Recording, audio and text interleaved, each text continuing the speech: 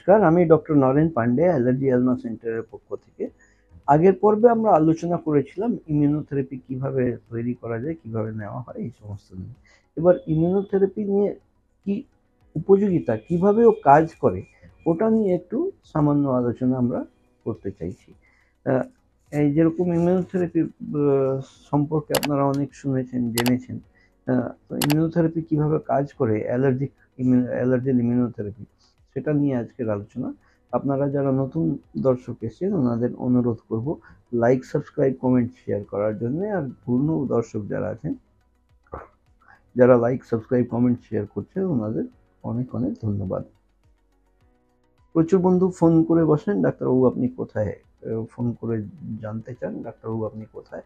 আমি ভিডিওর অন্তে লাস্টে কিন্তু আমি সব ভিডিওতেই মোটামুটি বলে থাকি যে আমি কোথায় অবস্থিত। আমি কলকাতায় শিয়ালদা স্টেশনের পাশে মৌলালী মাজার এবং ইন্টালি সিনেমা হলের মাঝখানের বিল্ডিংটায় অবস্থিত। আপনারা যে স্ক্রিনে ডান দিকে নিচে নম্বর দেখতে পাচ্ছেন ওই নম্বরে কল করে আপনারা কিন্তু ডিটেলস নিতে পারেন। আজকে আমরা যে আলোচনা করছি ইমিউনোথেরাপি ভ্যাকসিন কিভাবে কাজ করে, তার কার্যকারিতাটা কি। ইমিউনোথেরাপি, অ্যালার্জেন ইমিউনোথেরাপি মানে অ্যালার্জির বিরুদ্ধে আপনার শরীরে ইমিউনিটি বাড়াবে। যে যে জিনিস থেকে আপনার অ্যালার্জি হচ্ছে তার বিরুদ্ধে একটা ইমিউনিটি তৈরি করবে। অ্যালার্জি হচ্ছে কি করে, আমরা যে নিঃশ্বাস নিচ্ছি, নিঃশ্বাস প্রশ্বাসের সাথে প্রচুর অ্যালার্জেন্স আমাদের শরীরে প্রবেশ করছে। তার মধ্যে থেকে কিছু কিছু অ্যালার্জেন আমার শরীরের প্রতি হাইপার রিঅ্যাক্টিভ হয়, হাইপার সেন্সিটিভ হয়।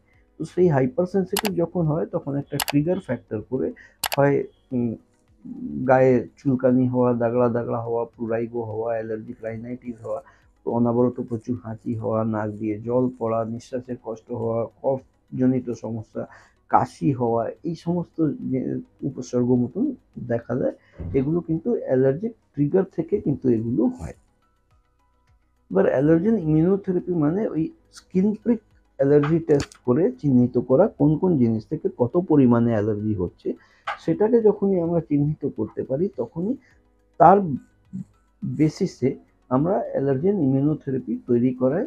এটা রেডিমেড পাওয়া যায় না, এই ভ্যাকসিনটা রেডিমেড কোথাও পাওয়া যায় না যে ওভার দ্য কাউন্টার আপনি দোকানে গেলেন যেরকম টিটনাস, ইনফ্লুয়েঞ্জা, নিউমোনিয়া বা হেপাটাইটিসের ভ্যাকসিন ওভার দ্য কাউন্টার আপনি কেমিস্ট শপ থেকে কিনে আপনি অ্যাডমিনিস্টার করিয়ে নিতে পারেন, ঠিক সেরকমটাই কিন্তু ইমিউনোথেরাপি ভ্যাকসিন পাওয়া যায় না। আমরা অ্যালার্জেন পরীক্ষা করে চিহ্নিত করলাম কোন কোন জিনিস থেকে অ্যালার্জি আছে, ওটা কত পরিমাণে আছে, সেই হিসাবেই আমরা প্রেসক্রিপশন করে ড্রাগ ম্যানুফ্যাকচারিং কোম্পানিতে পাঠানো হয়। ড্রাগ ম্যানুফ্যাকচারিং কোম্পানি আপনার জন্যই ওই ইমিউনোথেরাপি ভ্যাকসিন তৈরি করে আপনাকে পাঠাবে।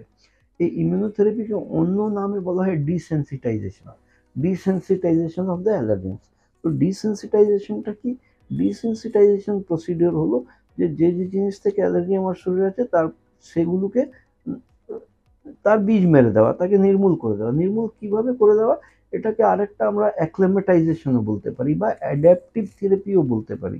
ঠিক যেরকম আমরা এখানে এখন কলকাতায় বসবাস করছি, এখান থেকে আমার যদি অ্যান্টার্কটিকা বা আইসল্যান্ড কোথাও যেতে হয়, নর্থ পোল সাউথ পোলে গিয়ে যদি বসবাস করতে হয়, আমি সরাসরি চলে গেলে কিন্তু আমি মারা যাব। আমি সেই অ্যাটমসফিয়ার, সেই ক্লাইমেট, সেই সেই সেই তাপ আমি সহ্য করতে পারবো না।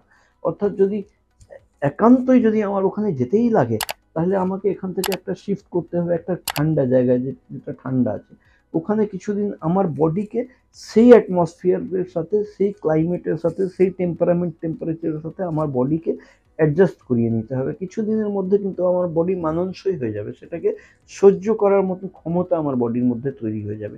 তারপরে আর একটা ঠান্ডা জায়গা আমি যাব, সেখানে গিয়ে সেটাকে আমি অ্যাডজাস্ট করব। এরম করে করে ধাপে ধাপে ২-৩ ধাপ লাগবে, কিন্তু আমি ওই ঠান্ডা জায়গায় পৌঁছে গিয়ে যেরকম অন্যান্য মানুষজন ওখানে বসবাস করছেন ঠিক সেরকমই আমিও বসবাস করতে পারবো। এক্স্যাক্টলি এইভাবেই ইমিউনোথেরাপিও কাজ করে। যে যে যে অ্যালার্জেন আপনার শরীরে গিয়ে কষ্ট দিচ্ছে, অসুবিধা করছে, তাদেরকে আমরা চিহ্নিত করি। চিহ্নিত করে তাকে আবার ডিফারেন্ট ডাইলিউটেড ফর্মে আমরা তৈরি করি, বডিতে আবার পাঠাই। কিভাবে? প্রথম ডোজটা 1:25,000 ডাইলিউশন তৈরি করা হলো, সেটা বডিতে আস্তে আস্তে দেওয়া হলো। দিতে দিতে ওটাকে বডি সহ্য করে নিল। তার পরের ধাপে আমরা তার আরও 10 টাইমস স্ট্রঙ্গার দিই, সেটাকে আস্তে আস্তে শরীরে সহ্য করে, সেটাকেও বডি আস্তে আস্তে সহ্য করে নিল।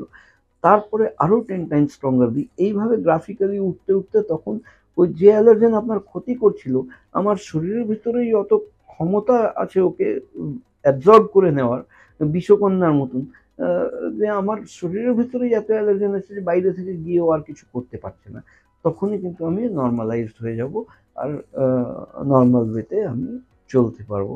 এইভাবেই মানে চলতি ভাষায় আমি চেষ্টা করলাম আপনাদের ইমিউনোথেরাপি কিভাবে ভ্যাকসিনটা কাজ করে সেই কার্যকারিতা আ বুঝিয়ে দেওয়ার চেষ্টা করলাম। এইরকম যদি আপনাদের কারোর ইমিউনোথেরাপির প্রয়োজন থাকে তাহলে আমাদের এখানে এই পরিষেবা এভেইলেবল আছে। ইমিউনোথেরাপি করার জন্য ১ম ধাপ হচ্ছে মডিফাইড স্কিন প্রিক টেস্ট। সেই মডিফাইড স্কিন প্রিক টেস্ট করতে ৳২৫০০ লাগে। আর ইমিউনোথেরাপি ভ্যাকসিন যে টেইলর মেড তৈরি হয় ১ বছরের কোর্সের জন্য পুরো ৳১,০০০ ওই ভ্যাকসিনের মূল্য আ প্রয়োজন হয়। এইরকম পরিষেবা যদি আপনাদের কারো প্রয়োজন থাকে তাহলে নিচে দেওয়া অ্যাপয়েন্টমেন্ট নম্বরে কল করে আপনারা অ্যাপয়েন্টমেন্ট নিয়ে এসে এই পরিষেবা নিতে পারেন। আমি কলকাতাতে শিয়ালদা স্টেশনের পাশে মৌলালী মাজার এবং ইন্টারি সিনেমা হলের মাঝখানে অবস্থিত। আজকের মতন এখানেই শেষ করলাম। আপনারা ভালো থাকবেন, সুস্থ থাকবেন, খুশি